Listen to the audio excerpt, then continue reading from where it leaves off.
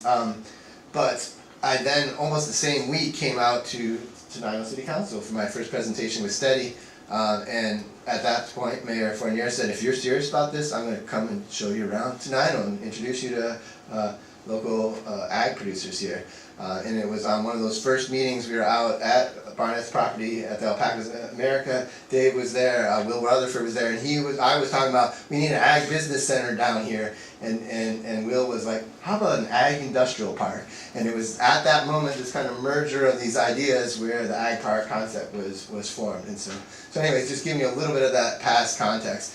Right now in the ag economy work for Thurston County, it's really me at the EDC and Stephen Bramwell, the director of our WSU extension, that has been doing most of the heavy lifting, the strategizing. We've gotten the funding from the port to do studies, to do work on the ag park, and really far beyond what you all have heard, there's been a lot of work around ag economy support.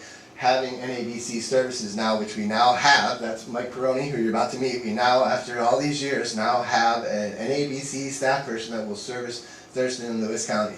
So big win recently, and they will tell you a little bit more about that. But really with that, we basically tripled our capacity around the agricultural economy, because we now have WSU, the EDC, and NABC all working together to work on ag-related projects. So without further ado, should we start with David? Sure. All right, David Baumeister, the Executive Director. Thank you, Aslan, and thank you, Mayor and Council, for allowing us to speak today. And I would really call it, you hunted me down at the Greens Conference as he got started. And I just want to do a brief presentation about who we are and what we do, and then give Mike a few minutes to talk. So I live in near LaConner, Washington, grew up in eastern Washington on a wheat farm, so I really appreciate the rural area and agriculture and nice community down here, so fully appreciate that. And the organization was started, conversations, 2004, 2005.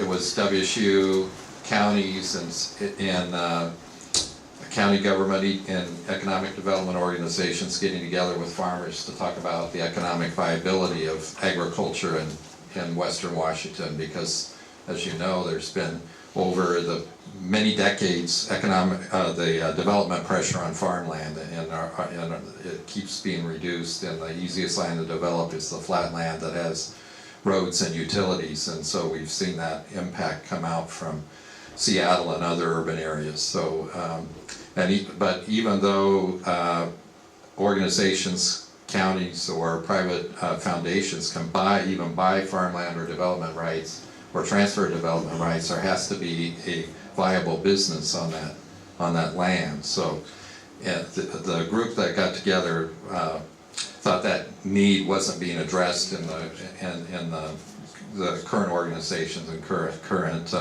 resources they had available. So they started, they talked about WSU being the organization or creating a new private organization, and they ended up creating an ABC and we're a 501c3. We have a board of directors. We are not a membership organization. We are equal opportunity. We serve anyone that comes to us, any ag-related business, and our goal is to increase that viability of those farmers on the land. And we started 5 counties. We kind of got shrunk down from the original group, so it was Whatcom, Skagit, Island, Snohomish, and San Juan counties originally.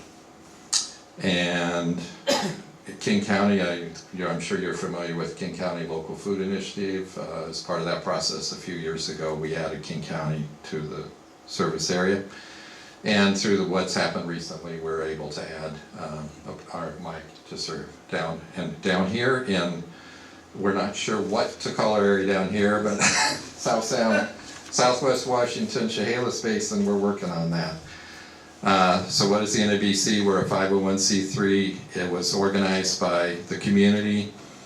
The purpose is to protect farmland, and we focus on that business viability of agriculture. And the seed funding came from the legislature with the promise that we create something that could be duplicated in other areas of the state.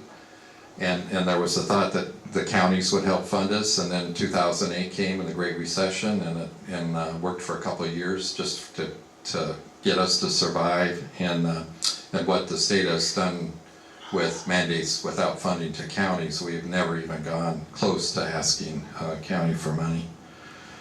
And the whole goal is to increase the value of the farmland and try to compete more with development value of farmland. And the bumper stickers, it's not farmland without farmers, right? And so that includes right here in this area. So the original plan was a farmer comes in with a business plan for a value-added project, and we help them implement it. And we do that through increasing the business viability and providing services, which are generally three categories. Individual services for farms, individual farms, like business plans, helping them with capital, getting them grants, and helping them with marketing.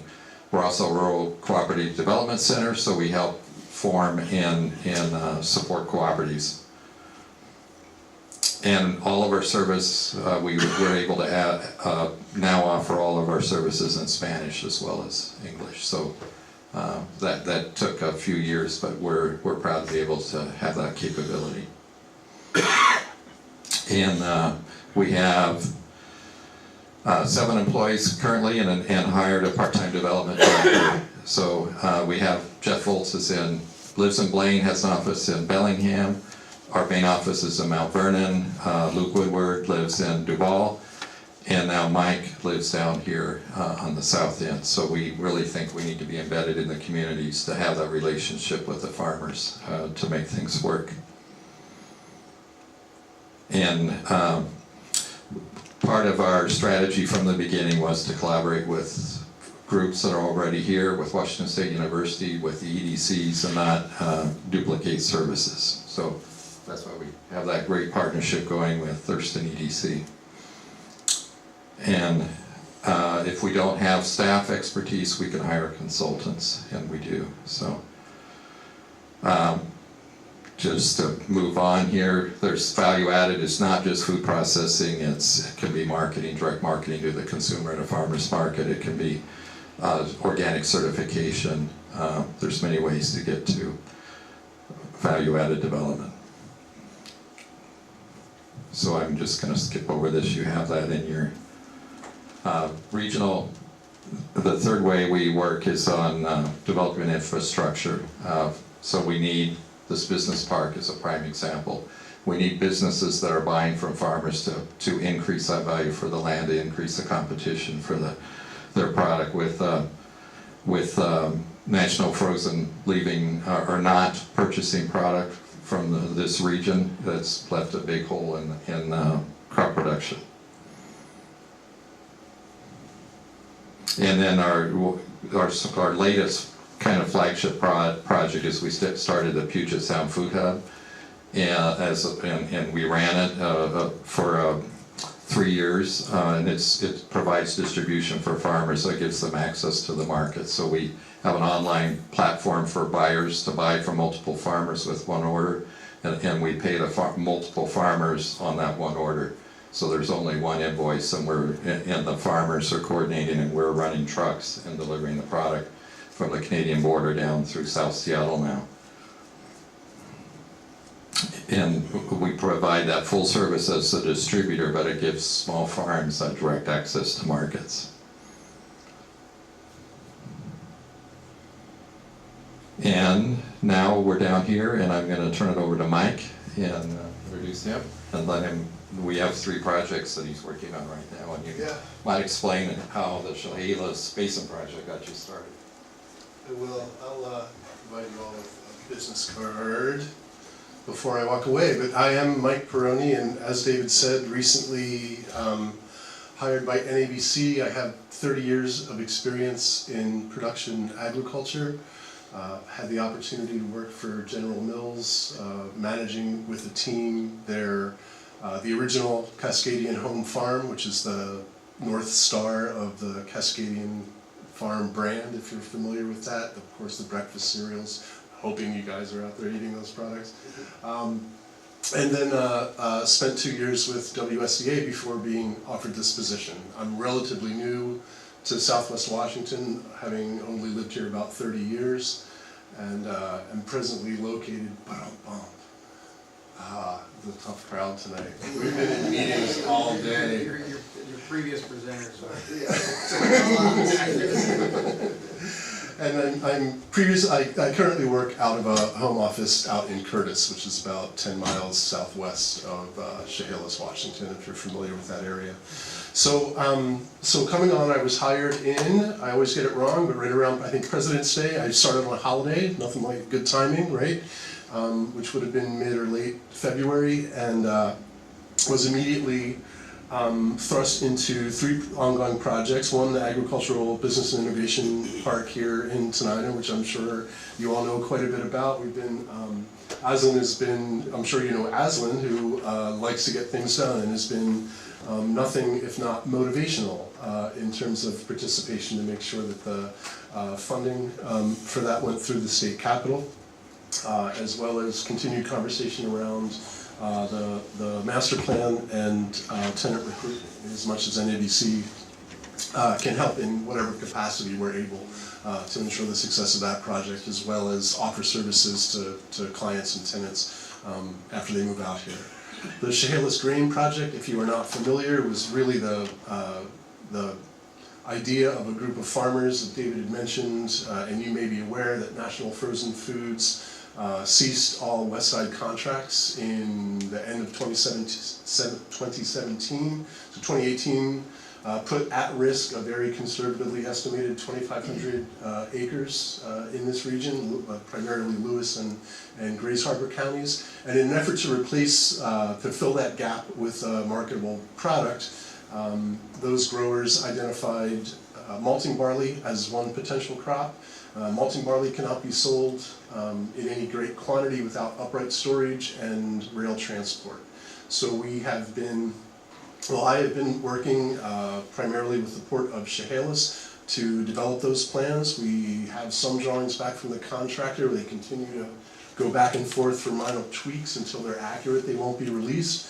But we did secure $800,000 through Lewis County's Distressed County Fund for the installation of a rail spur. Rick Rouse at the Port of Chehalis is presently working on that. Once they get to about 10%, BNSF is called in to authorize to create a rail agreement, because regardless of the fact that BNSF does not own that or have any real authority in the project, everything has to pass muster with the railroad to go through. We also have a funding request in with the Office of Jamie Herrera Butler in the 2nd District for an additional $900,000 to complete the preliminary site work, as well as currently we have funding to move forward with a comprehensive site plan for 8.2 acres on that Port of Chehalis property to get that built out as a grain facility. The Southwest Washington Food Hub, as David mentioned, is one of the successful projects that NABC has really started, and until just recently, I don't think David mentioned, until just recently NABC was actually the management team of that facility. As early as 2 weeks ago, about a month ago, general manager was hired, and so now that that facility is staffed and continues to get the emotional support of NABC as it moves forward. Are there any questions?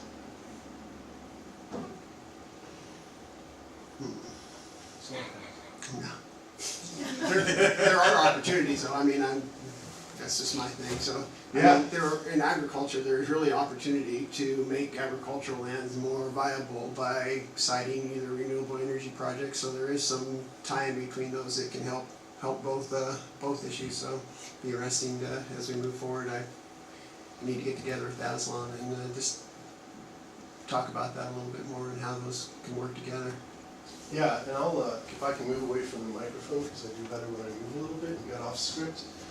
It is really exciting, and I've been very warmly welcomed into the Thurston, Lewis, Grays Harbor, and now this evening. We're nice people. Thank you for having me at the and providing me with the opportunity to introduce myself.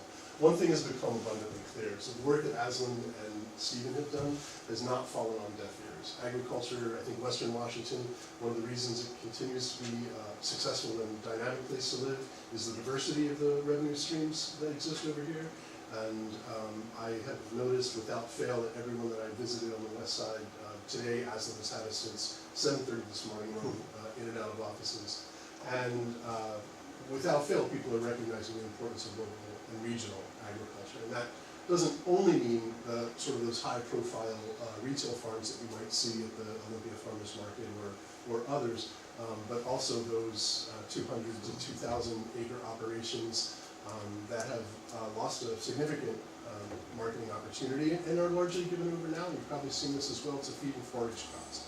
Relatively low margin and probably a less attractive thing when you talk about the succession of those operations for the next generation as well. So we're hopeful that we can work together and create a dynamic and viable economic climate for agriculture to maintain its stronghold in these rural communities.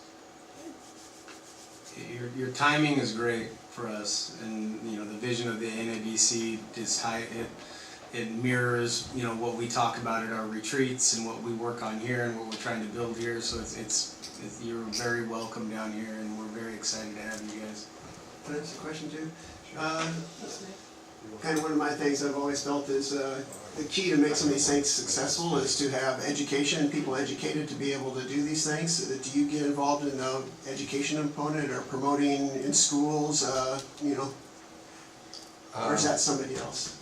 Well, it's somewhat somebody else, but we're involved in branding programs for agriculture, and so Whidbey Island Grown is Whidbey Island specific. Island Grown was for San Juan County, and we're just starting to manage a branding program for Skagit County, which includes a component of educating the community so they realize why it's important for their neighbors, why certain issues are important for their rural neighbors. Right? So this will be Tenino's Grown. Yeah.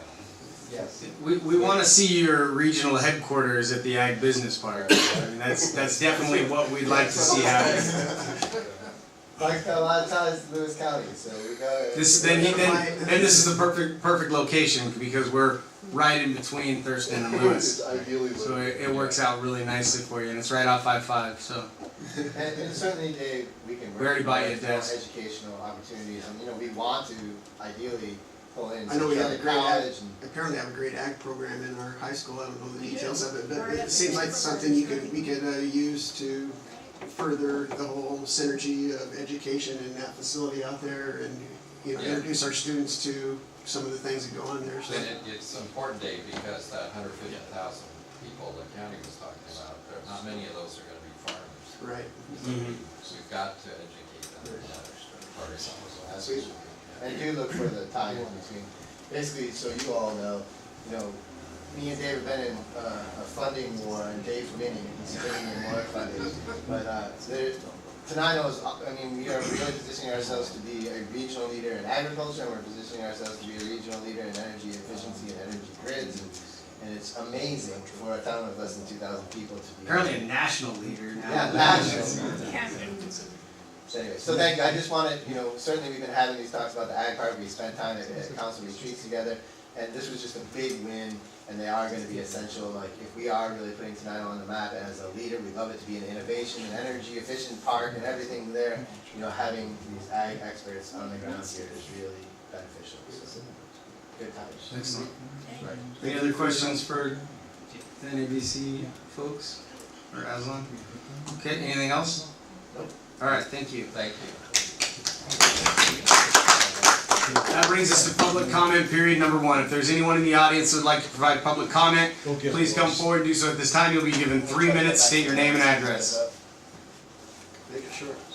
Make it short, okay.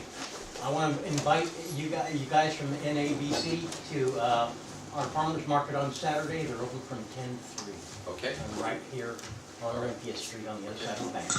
Good job, Leslie. Thank That's you. it.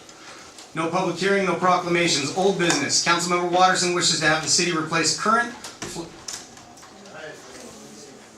That's next. fluorescent lights with LEDs and has provided cost savings worksheets to establish the savings the city could realize. Of course, the greater good here is the city will use less electricity and get a better quality product. Councilmember Watterson. Okay, so part of our whole project, PSE came to Tenino and looked at the facilities of the city and primarily the school district because they're by far the largest user of power.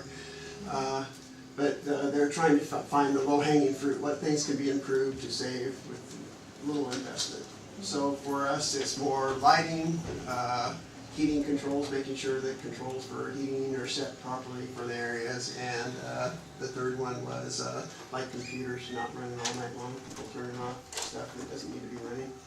So lighting, I've been thinking about it, we haven't really taken any action, but I was at Costco and they had their LED bulbs. These are fluorescent, they're 32 watts, the replacements are 15 watts. So I have spreadsheets, I don't know if you saw them, but it cost about $700. The two biggest facilities are this one and the library. I mean, they're open every day and use the most electricity as far as lights. It would be a cost of about $750 to replace all of these fluorescent bulbs with LED lights. I've done some downstairs in the office, just so they can make sure they like them and there's not a problem. They are a wider light than these are. These are more of a yellow color. If you look at downstairs, it's more of a white light that's better for reading and office situations. And the payback is like basically 2 years, 1.7, 1.9 years. We make back the investment of $750 and these bulbs last 50,000 hours, which is, 20 years of time probably. So I'm asking, it sounds like our budget would easily allow our facilities budget to do that. So I'm asking for approval of, I would say maybe up to $800 to switch out the bulbs in this building and the library, and I will do the work myself so staff doesn't have to. PSE came in to the shop and replaced all of the lights with the new ones. I think that's wonderful, but they did it for nothing. I don't think the same program is I talking don't about the think rest they of would it. do that for the city. Energy efficient. Oh, yeah. Well, I mean, the great. guy from PSE was here when we talked about it, so he would have said it. My one thought is, what, in like 6 months, if all these ballasts and light bulbs get thrown in the garbage and we get all new ones, we would of course want advice and thought on what we put in here then, but I mean, maybe we do this on the library because we're not going to renovate that, and then maybe we think about planning for the renovation and doing the renovation in an efficient way. And I thought about that too, and I didn't mention it. My thought was if we did these, that if we changed the lighting here, we could play. I'm sure there's other facilities that have these light bulbs that we could switch out because we're only going to do these two buildings. Like I'm sure the treatment plant could use them. So my thought was if we put these in here, we'd plan on moving them to either like the shops or the. Then go do those ones, I would say, because I know that when I take a light bulb out, I break half of them. And you have construction people come in that maybe, it's, this discussion's had, but that discussion isn't had, and that discussion isn't had, and half of them end up in a dumpster. So, I mean, we might maybe just make sure. Incorporate it with the when we renovate right and do it in a way that's energy efficient. When they put in the new lighting, there's no ballast or anything in the new lighting that they put in. That's Oh, I what they know. did That's down why I at the said shop. if we move to the Just other, changed one or the everything. other. That's my feeling's a little bit different since it's such a short payback time. I can't imagine in 2 years we maybe but if that's what the council wants to do, I don't think we've taken them out. And I understand your concern. Yeah. They're getting broken. I don't like duplicating effort Yeah. and then doing something, I prefer just to do the library if that's the case because I don't know. I can go see what the other facilities have, like they just don't use the light that much. So the police station or something. Maybe the police station. Police station lights are on 24/7. That might be a good alternative. So maybe, we could do this police station in the library instead of City Hall. Come back to next meeting with numbers for the police station. It's gonna be less. Yeah, I know it's gonna be less, but Yeah. I'll say up to 800 maximum, so there's gonna be tax and stuff, up to a maximum of $800. If I need more than that, I would come back and ask for whatever I needed to finish. This is gonna be in the same ballpark with the tax and everything to do that. So the money's in the facilities budget, It sounds like from John said. We don't need a motion. We've underspent our, right? We don't need a motion, we can have you work with Public Works and make the purchase, and then, you know, they can help you change out the lights, and we just focus on the police station and the library. Okay, Yeah.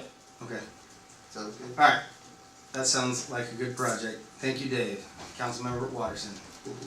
Mr. George Sharp will update the council regarding the progress made by the mayor's Creative District Task Force and where we are in the certification process. Thank you, Mayor. Good Thanks, sir. evening, council members. I want to thank Linda. She's been on our task force and helping us be a liaison in a couple ways. One is a city council member, but also as a business person, also part of the Lions Club and part of the Chamber of Commerce and different things that she's involved with. So she's been a great help with that. We had the Arts Commission come here on May 7th, and they actually did a tour downtown. The mayor took them on a tour of all of downtown. We took them over to the museum, so we'll talk about the museum, the quarry house, the swimming pool. Hit the button. Just so that the camera can pick you up, if there is one. Okay. Right where it says push. How's that? Thank you, sir. Want me to start over? Nope. Okay. Anyway, we had a great tour of the State Arts Commission here, the Board of Directors, and we ended up going over to the shed, and Keith and Ed were there, and they had their apprentice there and gave a whole presentation on that. So we got a lot of great feedback just from that presentation, and then we asked Annette Roth, who is the Creative District Program Manager for the State Arts Commission, to come the next week, and we actually walked the district completely with her. We had a meeting, John came to the meeting as well, and brainstormed how our program that we've written out as a plan holds up compared to what she's looking for. She gave us a couple of ideas. She wants to have more detail of the history of Tenino put into what our plan is, and then also an update on all the stuff that just got approved in the legislature, how exciting the things that are happening in Tenino, put that together, and then we will present that again to her as a draft for her to read, because once we put the letter of intent, then she's not allowed to give us any feedback. So she's gonna give us feedback one more time. Right now, I'm out collecting letters of support that will go with that document. I wanted to say that the original ordinance or resolution you did was strictly the historic district, and we want to propose that it's going to take in all of the city park, go all the way to the grocery store, and then it'll come back up on 507 and go extend all the way to the high school as the creative district, and we have a map that we're creating for that. That's my update. Any questions for Mr. Sharp? Exciting project, I think it's a very cool thing to bring to the city, so I'm excited to see it move forward. We're all excited, aren't we? Yep. Absolutely. Thanks, sir. Okay, Is thanks. there an action that the council is taking, or? Yeah, so the question is do you need to take any further action past the resolution that said you're gonna put a petition forward with it based on what the plan that we developed? You mean, considering the extension of the Correct. district? Or do we redraft the resolution? Do we need to redraft it for that, John? My recommendation would be that we amend the original resolution so that the documentation that we submit for the certification packet is covered by the resolution. Okay. And I'm sorry to be butting in, but Oh, go ahead. is that all we need in order to submit it? Like, if we wanna submit for certification, because we want it to be one of the first cities. We want to beat Olympia. Yeah, well, so, and every week that we go by, we lose, now we're in third place or fourth place, or whatever, and we wanna get that certification in, and there's also maybe some grant Well, we money can't do associated the with it. resolution right now. Okay, I just want to know, is there an action we're waiting on from the city, or can George, what does George need to be able to submit this? And the question is, do you need to give a final approval for the plan to be submitted to the commission, the Arts Commission, in your opinion? Do we need to give final approval of the plan? Yeah. I don't know. I think it I would mean, be. it's not tied to money, it's not tied to, Yeah. what do you guys want to do? Can I make a suggestion maybe? Please. If we need to change, if that's all we need to change, if we can get the resolution, we could easily have a 5-minute vote, can stop by in one evening and fairly soon as it's available, and just vote on that one, just have a one subject meeting, just their last. Why don't we just make a motion right now? To amend the resolution to amend the incorporate the resolution new to map. incorporate the new map. And we just The I new don't map know is that. done, George? Pardon? The new map is done? Yeah, Ed's working on giving this final one, so. Okay. I just made that motion. Second. Okay, it's been moved and seconded to amend the resolution that I don't remember the number for, to incorporate the new map that will include the park, the school, and east to the grocery store. Is there any discussion? Hearing none, all those in favor? Aye. Those opposed? Motion passes. Now, is that the last piece that you need from us? No, there was one other question that Linda and George brought up, and I think it would be good for us to do it. It would also go forward as support from the city, is to give final approval to the plans that he has, and we can do that at the next meeting. I think that would be smart move to give the Will it commission. be ready? Yeah, it's Okay. ready, so. So when is Annette gonna get the next draft? So probably next Monday. Okay, and then you'll have feedback, and then you'll incorporate that, bring it to us, and it'll be ready Correct. for Yep. some type of final adoption. So then the next, Sweet. then the next Council. meeting. Next council, Yeah, it was 2 weeks, right? June meeting. Yep. okay. First part of June. Second Thank Tuesday you. of June. Thank you, Ed. Okay. Thank you, sir. All right, thank you very much. Now you have a hard time, you have a hard deadline. New business. Tenino Telephone has provided a proposal to connect the city's properties via the fiber optic broadband network in a cost-effective manner. The proposal includes a wide area network structure that is acceptable to our current information technology service provider and which meets all requirements for high-speed internet as well as JIS and CJIS systems. Recommended action is to move to authorize Mayor Fournier entering into a 3-year service commitment with Tenino Telephone to provide wide area network connectivity for all city activities. Move approval. Second. It has been moved and seconded to authorize the mayor to enter into this 3-year service agreement. Is there any discussion? Just one, if their numbers come way more than what we're paying Comcast right now, we need to bring that back. Okay. Because right now we're being told that it's comparable. Okay.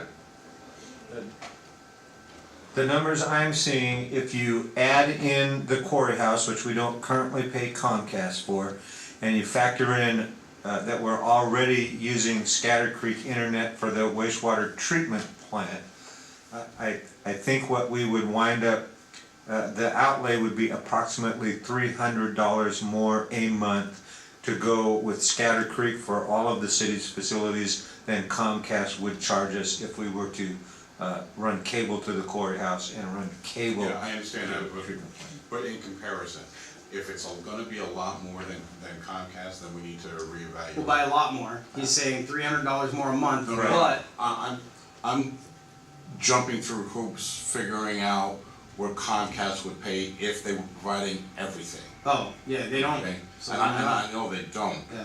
Because we're adding more too, I expect that's gonna cost us more per month. But if it's going to be so much more than what Comcast would have if they come down and gave a bid. Okay. That's what I'm saying, it's about $300. Okay. $300 a month. Any further discussion? Hearing none, all those in favor? Aye. Those opposed?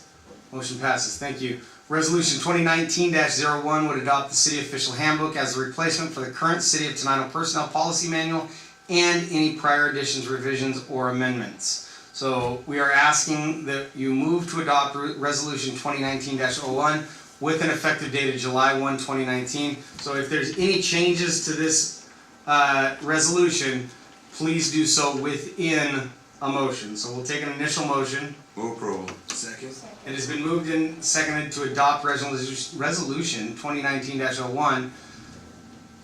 Are there any amendments to anything within that resolution or within the policy manual? Mr. Mayor, I have 3 amendments I'd like to offer, so I'll just do them in order of their appearance in the document if I can. Okay. Try and figure our way through this. Okay, So chapter numbers. 4. Number 5, page 241 of the document, and then my current document that I have is correct. You're looking at the council package. Oh, actually, that's wrong, sorry. Chapter 7, Chapter 7. sorry. And I don't have the page number on that. It's number 3 in chapter 7. It talks about carryover of leave. And that's where I mentioned the 40 hours. Right now it says if you have 40 hours on the book, you're required to take a 40-hour block of time the next year. I would like to change that where it says, only change where it says 40 hours accrual to 120 hours accrual, and then so you can accrue up to your maximum before you're mandated to take any vacation. I'll second that one. So we have an amendment on the floor to amend the City Official Handbook, Chapter 7, Number 3, leave carryover, to bump the max accrual from 40 to 120. Is there any discussion? Hearing none. All those in favor? Aye. Those opposed?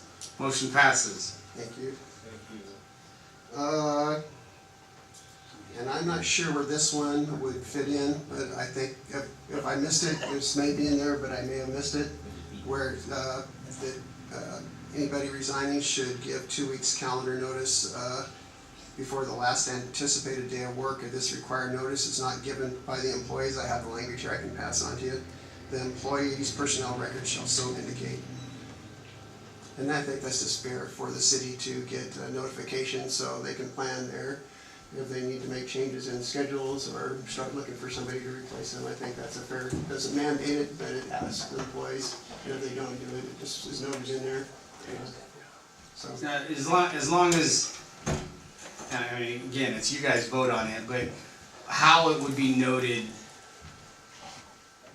leave that up. I really don't like, if somebody gives us a week notice, I would not want to say, well, this person's not in good standing with the city to the new employer. But if we just say did not give 2 weeks, I don't even like that. Either way. I like saying, hey buddy, we'd like notice, but if you don't give it to us, I'm not gonna do anything, you know? Like I said, I think it's pretty standard practice, and I mean, you expect people to do that, so if you don't wanna do it, that's fine. But I think it's the right thing to do, to ask that of employees, not to mandate it, but to ask it. At least a little bit of notice. Yeah, give them a little bit of notice. It's courtesy. Okay, so we have an amendment. We have an amendment proffered to add in some language regarding the resignation process, requesting that 2 weeks' notice be given in writing 2 calendar weeks before the anticipated day of work. If this required notice is not given by the employee's personnel records shall so indicate. Is there a second? Second. All right, it has been moved and seconded. Is there any discussion? I don't like the back half. Okay, any further discussion? Hearing none further, all those in favor? Aye. Those opposed? Aye. No. Okay, we have 2, 3. Motion passes. Next. Chapter 9, termination. I would like to add to our language, where appropriate, a regular employee terminated from employment will normally be, removal from employment should normally follow oral and or written warnings previously given and made part of the employee's personnel file.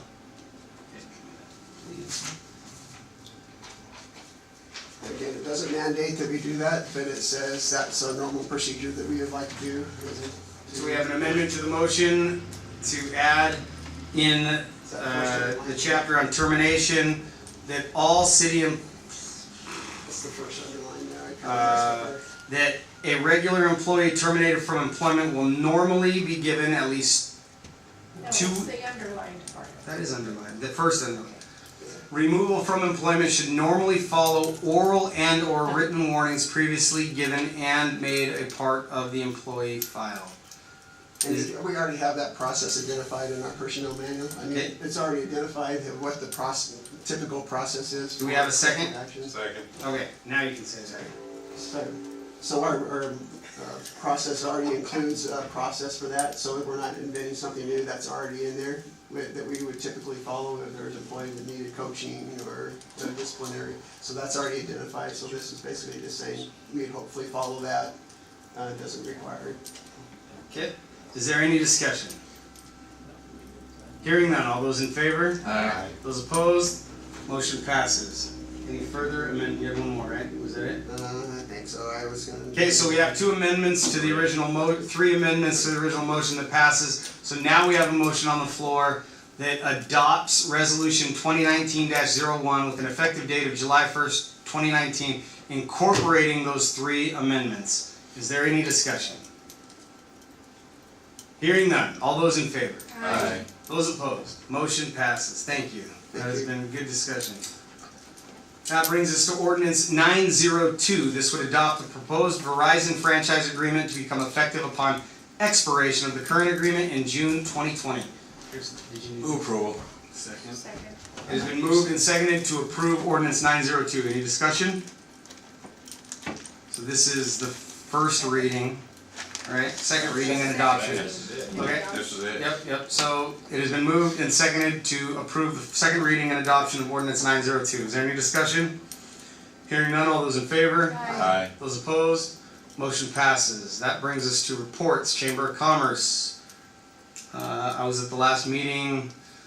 Big discussion was the Meriwether Culpeper Circus, and there was a presentation given by AG Piano.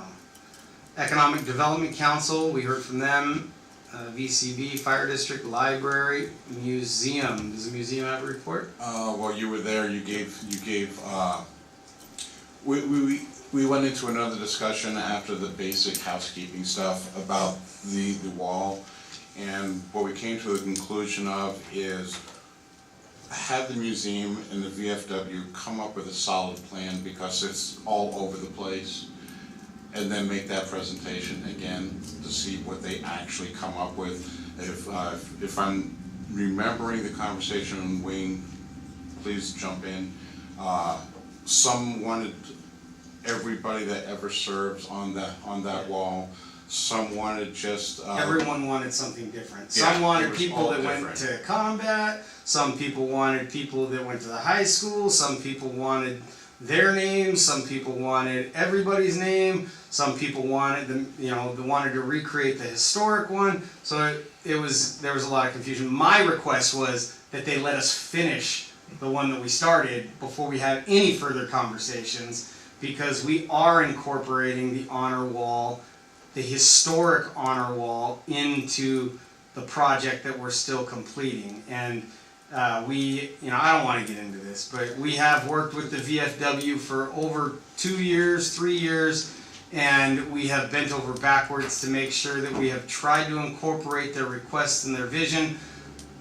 But you have to realize that when you do these things, what you want does not come out exactly how you want it ever. And so as we saw, you have 30 different people want 30 different things, and my job, John's job, all your jobs is to get these ideas together and mold something together that is passable. But you can't ever do that when you've got people that can't get past what they want to find a collective project. So it's frustrating, and you guys saw a lot of frustration here. I did voice quite a bit of displeasure at some of the conduct, and some of there were a couple members in particular that were not they did not act appropriately, and they didn't serve their organizations. But not at the museum meeting. No. At the museum meeting, it was pointed out that a lot of the language that did pass through that evening was definitely inappropriate, and the way that it was presented was inappropriate. So everybody And it didn't necessarily come from the museum. That was made clear too by Yeah. the museum president. He was like, "What did we get ourselves into? What did the VFW drag us into? This is not something that we." So while it was presented by one museum member in particular that this is what the museum wants, that was not what the museum wanted or what the museum signed on for when they came in here that night. So it was strange. So to that end, I went to the mayor's house and we talked about this, and I asked him, because I don't feel as council that I should just go out and try to smooth things over. He's the mayor, we're a strong mayor relationship in Tenino. So I sat down and we talked for maybe about a half an hour, And again, correct me if I'm misstating or overstating, that I would meet with the VFW and start trying to figure out what they want and how it's going to fit over with the museum, so that they can come back to this body with a request of, this is what we'd like to do over there. I would just be very cautious of that, because I've done that for 3 years. I understand. And what we have told them we cannot do, I don't want somebody from the city to go then tell them we can do. Because what we have said we can't do is have a perpetual monument that will extend in perpetuity and have names added to it, I understand so, that. I mean, so, And we talked about I know, all this but stuff, so. it's just, before anything, I feel, before we talk about anything else, we need to finish what we've done. Yeah. That's what should be And- told to and them, that's- not promising them anything, just that, let us get the project finished that we've started already before. And that's what I told Wayne, is that that's how we would start the conversation. Hopefully that Wayne, myself, and Frank Hicks, because this is a VFW project, first and foremost, we can sit down, break bread, talk civilly between the three of us, and figure something out with and I brought this up at the museum when you left, is that we, wait and see what happens, and then we can move forward from there. Let calmer heads prevail. So I think if anything, if they want to move forward, I think some of them need to come up here and apologize to us and to the mayor for the comments that they made. I agree. I don't think that the people that acted the way they did have the wherewithal to understand that. No, I understand. One of them was on the phone with my ex immediately afterward, like that's the level of maturity that we're dealing with. So I don't have a lot of faith in some of the folks that lost their cool in here, and they do a disservice to their To their cause. to their cause, because you have to work with it, and you can't come in here and say, well, I don't want to talk to you, I want to talk to them. And that wasn't a presentation on something, that was a, hey, we're going to do this, and that. They did not ask for our permission. Yeah. No.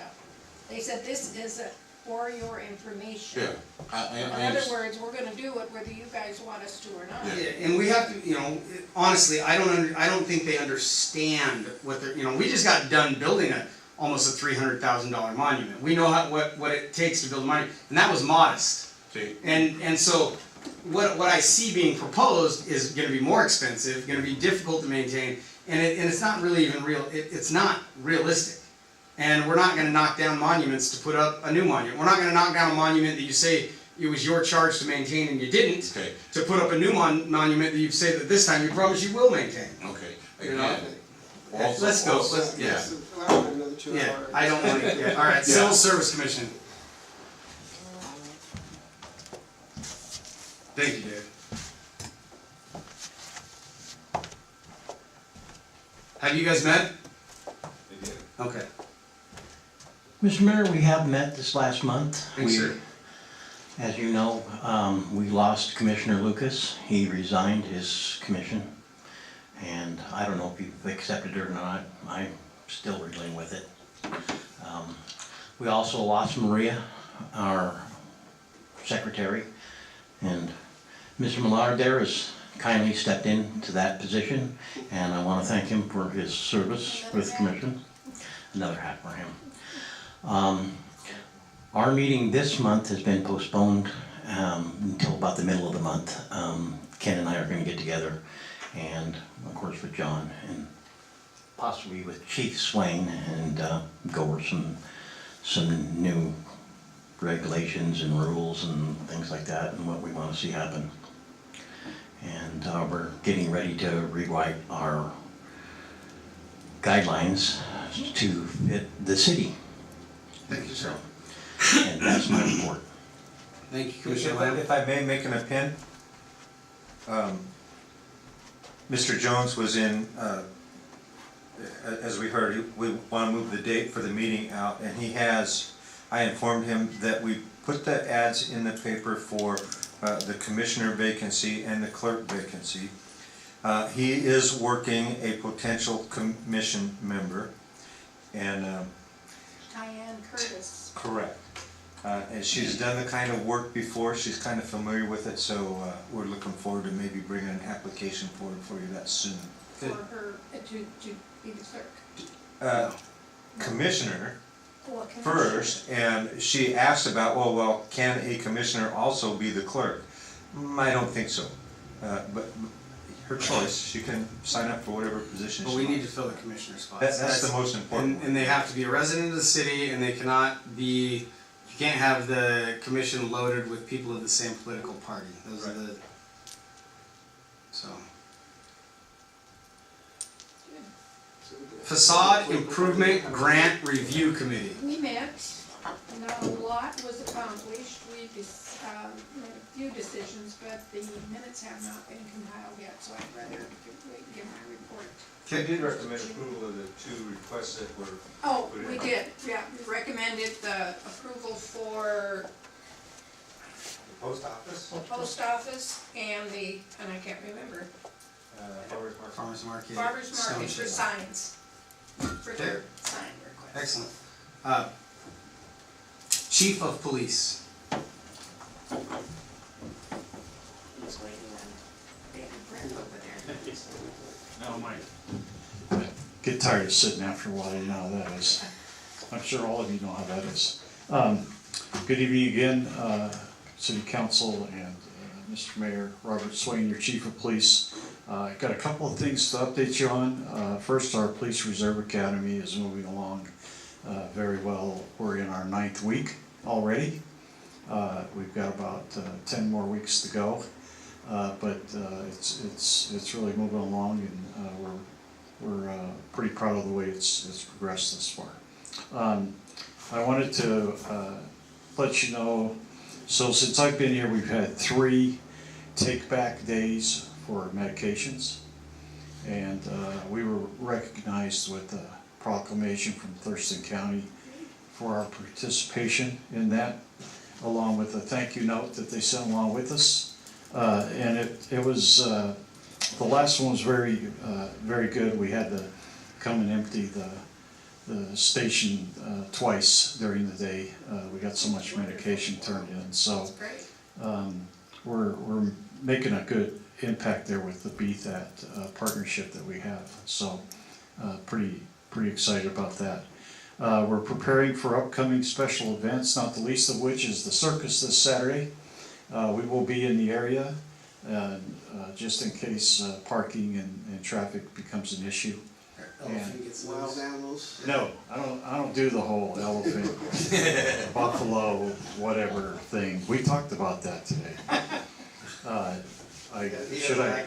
Should I tell them my funny story real quick? Should I share that with the city? So, what's the road?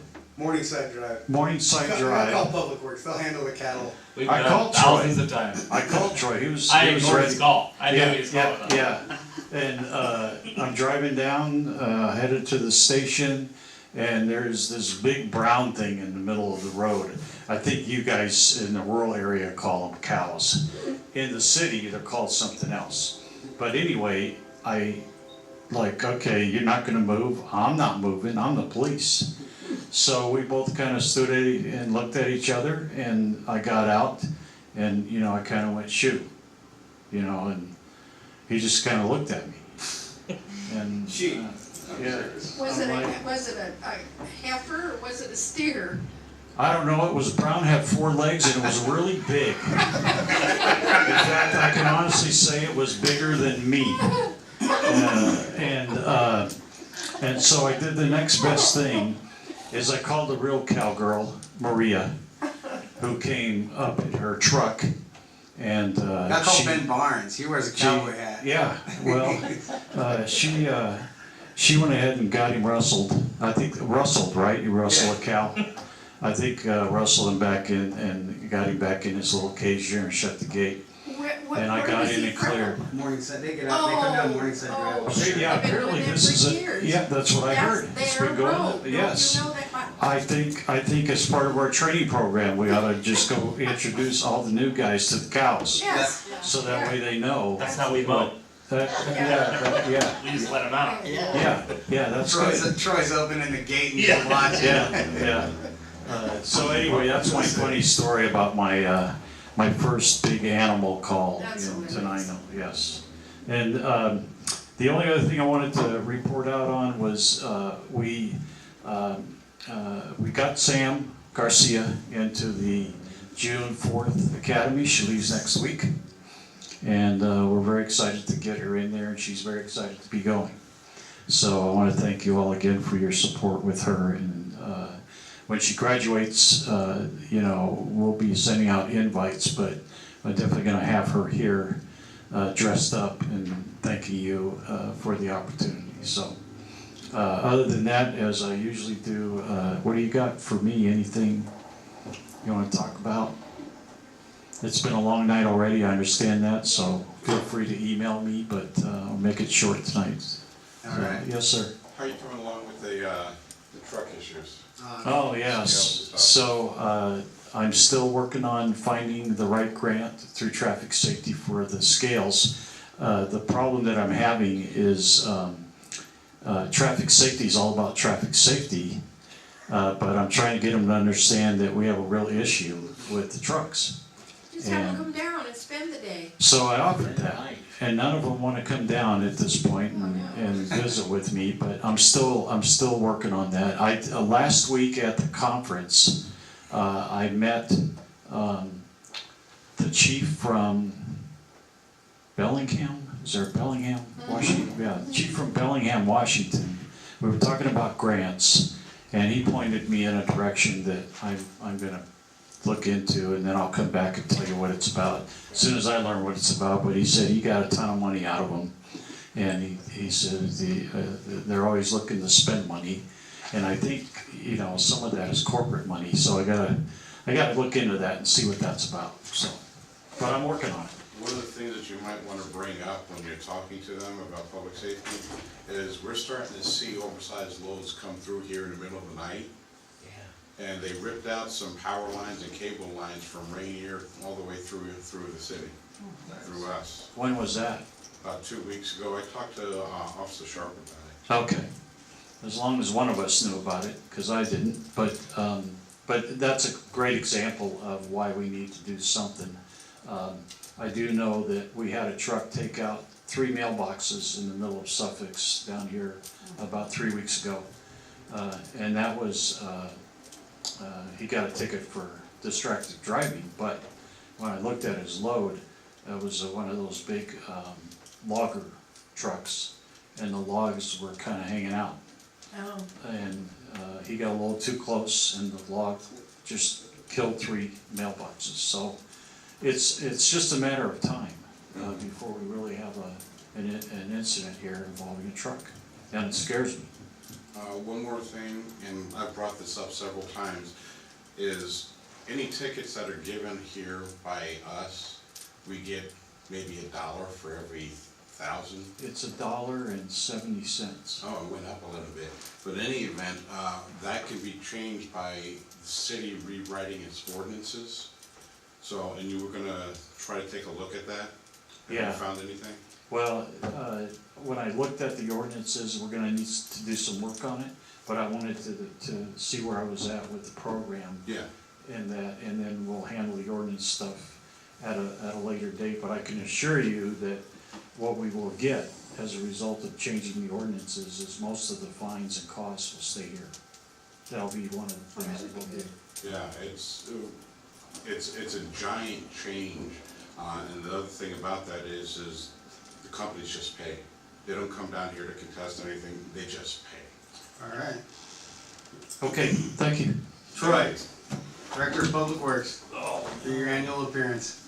Oh, man. Get dressed up. Yeah, well, how come you didn't wear a suit or something for your annual appearance? Because I was coaching. busy stuff. Good evening. First of all, do you guys have any questions for me? Want to know anything? Want to talk about certain things or anything? Yeah, I wanna know when you're gonna take that round picnic table out of the gazebo next to Soon. the quarry. Soon.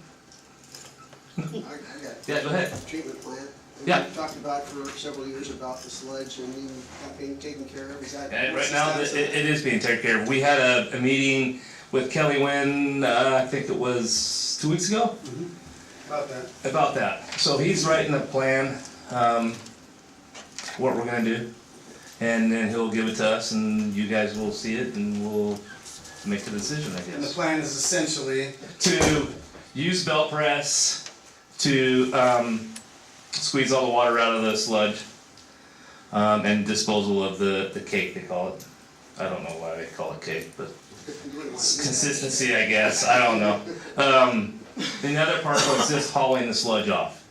We really, right now, I don't think that's a very good option, cause I think that's the most expensive option, but we'll if you get don't there. press it, you're hauling off a bunch of water. Water. And what If is you that do press facility? it, you're hauling Yeah. off solids. Solids. So why would we haul off Pound for water when pound we is can treat cheaper. water and vice versa, so. Yeah. Yeah, so he's gonna come up with, some plans about He that. believes that, I'm sorry to cut you off, No, but you're like fine. you're shortchanging it. I know. He feels that he could approach some of these press companies and let them know that we are interested in someday purchasing a press within the next 5 years, and they will possibly come down and bring one down here for us, put it on site and let us use it in a trial period for, I don't know, like a year, 6 months to a year, which would allow us to eliminate a lot of the sludge for cheaper and let us consider purchasing one. And then when we get the sludge down to a reasonable volume, that will allow us to receive the septage. So we're trying to balance this, you know, get it down so that we can bring in more revenue and create a program.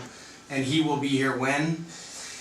I thought it was next month. Yes. Yes, so the first, He intends to be here next month, but he has told us that several times. I don't know how many times. So but Troy is going to stay I on him am like staying a on him pretty madman. hard. And they also, I think I told you guys, that they ended up firing Patrick, who was out there, who worked for wastewater. So there is a new guy out there, they're training him right now. So, which is so far being, he's a good guy, he knows his stuff, he's been a wastewater plant operator for years, so I think it's a good move. What else? The bike kiosk is under One of those construction. membranes I thought we've talked about, sorry, is what's that the membranes we keep talking, well, I've heard several times that they need to be replaced. Yeah, they're getting to, you know, end of their life. We have some life left to them. You know, it's something to think about in the near future. We'll at least put some money in there so we can plan for that, because if we don't, that's How do you quite tell a when they're getting towards, I mean, is there some, can you? turbidity. So turbidity is what passes through those filters. Keep track of that. Yeah, so right now we've had, if you've noticed, we've had, well, you haven't noticed, I haven't told you, we've had a lot of spikes in turbidity. And that's a good indication of those membranes starting to fail. Can I give you a time frame? No, can't. At some point.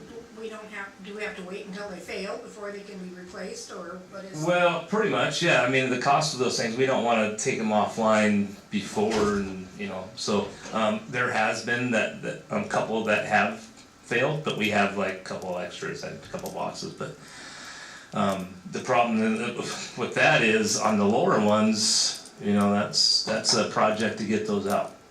That's a crane service to pull, all the cartridges out.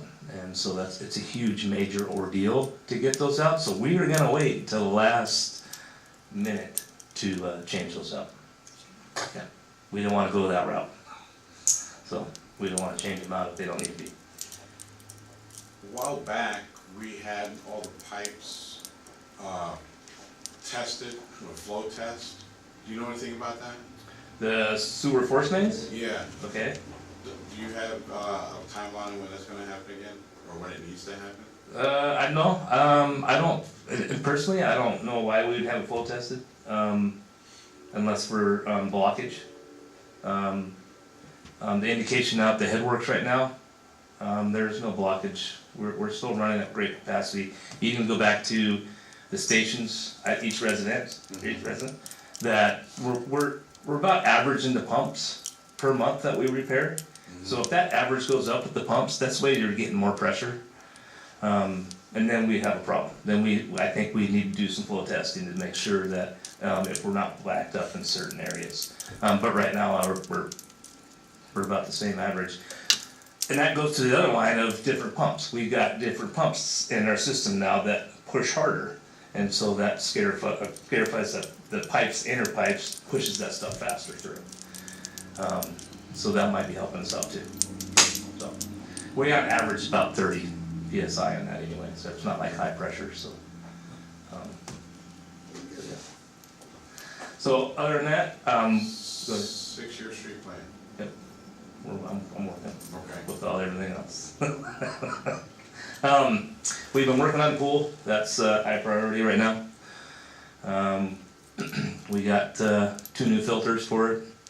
Removed all the old filters, old piping, the inlet pipe, the outlet pipe. That's all getting changed. The new filters themselves are pretty efficient. They do not require back flushing, so you're wasting a lot of water. These are cartridges, so you pull out and clean. Much easier to do on us. So hopefully this year those filters will make a huge difference. The last couple of years we've been struggling, so we're hoping. How's the pump coming for the waterfall? It's on right now, the pump is. The problem with that is with the fountain out in the pond itself, the old line that runs into the original pump itself is not sized right for both of those. No? Yeah. So what happened when they heat up, breakers will pop. So we're getting that fixed. Okay. Yeah. So, I don't know if I told you that Jack, our maintenance helper, moved on, got a different job. Yeah, so he gave us 2 weeks. It's been 2 weeks, you know, he's been gone.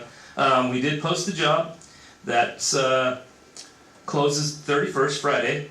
We will do interviews the first part of hopefully next week, and hopefully get someone hired. I think right now I've counted 6. 6 or 7, yeah, applicants, and some of them will probably be tossed out because they don't have driver's license and stuff like that. But I think there's enough there to do some good interviews. So, other than that, we've just been working the park, mowing, and trying to keep up because we don't have a helper. So, that's it. That west entrance looks really good too. You were on vacation, I think the last when Wayne brought it up. Mm-hmm. It looks the west entrance right there with the waterfall. Oh, waterfall, yeah. Yeah. Yeah, looks looks really really nice. nice. Thank you very much. Yeah. It does look good. Is the water pump messed up because it was off? Yeah, we're in the process of changing that breaker out too, because that's something's wrong with the breaker. But it's on right now. We get it to go on, and it'll pop itself. I But want to tell you that a number of people that come into the shop and say, "My gosh, the park looks fabulous." yeah, thank you very much. Yep, we've been working hard on the park, making that. Yeah, my next school is doing something out the east side of town, and coming in there. So, okay, thank you. Clerk treasurer. Ladies and gentlemen, for the first time in like 3 months, I actually prepared a report for you. It's in your packet. I'm a little concerned. This has been a very strange year. Let me start out with saying that. The patterns that I thought I could see developing this year has just blown them out the window. My concern is that even though we're below the target with respect to expenditures, we're well below with respect to revenues. That's if you look overall. Okay, overall it's a little easier to understand. We haven't had our big inflow of ad valorem dollars. And then the other mitigation is if you take a look just at the general fund, there's not such a disparity, and with respect to the general fund, we're just about exactly on target with respect to expenditures. I did submit the annual report. The information was in your packet last meeting. It's still in last meeting's packet. The thing that you would notice about this year's report is you can't go from 2017 straight across to 2018 because we renumbered some of our accounts. So it's hard, again, to do an apple-to-apple comparison. That's very well explained in the notes. The state auditor's office helped me craft that note so that it makes sense to the people that read those things. So I'm pretty sure that we'll have a good audit. which will occur in the June-July timeframe this year, and that will cover both 2017 and 2018. We're back on that 2-year cycle instead of the 1-year cycle. So the way it fell out, this will still be the 4th audit in a row annually, but it will be the last time we will have one back-to-back. We're doing well on the grants. The YT Trail Extension Feasibility Study Report, we are promised, is going to be out soon. What that will look like is, yep, it's feasible to do it to the south, yep, it's feasible to do it to the west. Somebody has to pick. And I think it will be a matter of which jurisdiction wants to push the project. If Tenino picks it up, it will go west. If Bucota picks it up, it will go south. If Thurston County picks it up, it will go south. CDBG quarry pool funds, the bid's still open. It closes on the 19th. I did that on purpose. That's the day after I get back from the cruise, so that we can open those and figure out. Right now, I still only know of one that has been promised. We have nothing in hand. The RCSP funds, those are the unused CDBG funds from prior years. The interlocal is now fully in place. Our plan to use that is about 40% of it to complete the bicycle kiosk, and the remaining funds, Director Cannon has a plan to do his priority sidewalk replacement. Both of those projects are appropriate uses of those funds. We were successful in getting most of the CDBG funds for the quarry pool, or I'm sorry, the quarry house renovation. We had originally envisioned 397. It looks like we'll get about 350,000. It's $361 and $652.92. Oh, we got it. Okay, it's 361. Even better news. The ag park has come along. I have to remind people, hey, the flash to bang thing on this was extremely rapid for the project it is. There's a little bit of angst that the city still hasn't got the 600,000, but we know for a fact that Commerce is working that. It is a technical issue at Department of Commerce. As soon as they have overcome that, they'll release the funds to us. Our city engineer is lining up the contract to execute, and the same thing for our renovation here. As soon as Commerce tells us that money's ready for us, Gibson Olson is doing the work so that we can get right on it. And pending your questions, that's my report. Thank you. Mayor's report, most of my stuff was either his or his. So, but went to a bunch of meetings and talked about a bunch of stuff with a bunch of different people. Yeah, good. And bought a caboose. Yeah. Dakota Tenino Healthy Action Team. No report. Community Investment Partnership. We made awards to organizations. I think it was publicly announced. I didn't think to bring it with me, but there is probably, if you go to Department of Health, there should be some kind of notification who was funded. It was a difficult process. There was a lot more requests than there was money, and they're all good organizations. It's just a matter of trying to match your priorities that you were trying to do with organizations that you felt could do the best. So it's unfortunate that some people got left off, but we tried to do the best we could. Solid waste. Kind of a big shake-up going on in solid waste. That does sound good. So every 5 years, they're supposed to do a solid waste plan for ecology. I mean, this is a big deal. Yeah. This plan is. Well, it had already been like 7 years, and so I thought, like a year ago, I thought we were finished. But apparently, some reason the county's just been sitting on this plan, and ecology is there at our last meeting, and it wasn't pretty about why this report isn't getting done, how come people aren't responding to it. And so, I mean, there's a commissioner there, county commissioner, and it was so there's some stuff going on there, but hopefully it sounds like maybe they got the report done, and hopefully we'll approve that. But other than that, it's the same issues with recycling and stuff that seem to be at the forefront of things. It's not happening, so. Okay. School board, they meet tonight. Okay. Yeah, so nothing to report for now. TRPC? We're having a retreat coming up soon, so if there's any priorities that you would like TRPC to look at, especially related to South Thurston County, let me know. I have an interview with the facilitator for the meeting to talk about issues. So anybody that has any things that they would like TRPC to work on, let me know so I can pass that on. Steady. Who do you want to talk? 3 of us were there. Yes, I was too. Yeah, it was Whoever great. can make it It quickest. was a great, There you great go, Linda. meeting, it really was. What's her name? Shauna. Oh, yeah, she Yeah. gave the EDC's, report, Yeah, VCB. It was really good, VCB, yeah. It was very good, I thought it was a good meeting. TPV. Same thing that Dave just mentioned, we're gonna have a retreat, I believe it's in September, and I'm on the committee to come up with subjects. We pretty much already have it flushed out. We're finally gonna actually start looking at new technology that's coming down the pipe. They've been holding it off for years and years, so much so that they call me George Jetson. They're not calling me that anymore. Every time they do. Joke's on them. Yes. So that's one of the things that we will be talking about at our retreat, and then we'll move forward to that. Excellent. All right, meeting adjourned. Table motion. There's no public comment. There's a company that's working with us. Yeah, there is.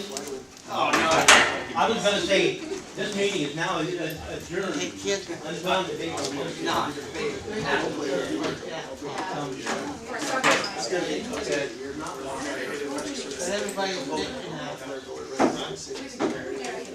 You can get it online. I did my, I got it, unpacked. I know, I followed it. Where are you gonna fly? Good night now. It doesn't say, so it could probably be having county someplace, they have to get a. I know. It's a worse. It did work. All right, It's gonna be, I'll let you know. Appreciate it. The scary part about it. How about that? How about that? Hey, what are you calling with my new truck? Quiet and sane. I know, do you see his white car? No. Are you making payments on it too? Get around. No. Every time Andy gets out of her car, she's like, okay. I don't know how he can afford 2 cars, 2 brand new cars. I don't And know. a new It's just trailer. like Yeah, something- something's weird going on there. Who cares if I wanna use all my power and make it? Here, Angela. Shouldn't be the, Yeah, tell me where I can put solar panels on it. How about that? Everybody put some solar panels on that new courthouse. I was telling them there's a company that's building those, basically looks like a drone. And Yeah. they'll fly one. I saw it. You're gonna go fly one? Yeah. Lucky When? bastard. Towards the end of the year, they're working on getting the site and getting. How? It's a joystick. I saw it someplace and I just, That's awesome. Yeah. You're gonna So die. it's like a 15-minute flight, they go through training, this guy controls so you can't do anything stupid, but if they take you through some training and let you fly it for 15 minutes. Over in That'd France. be cool. Over in France.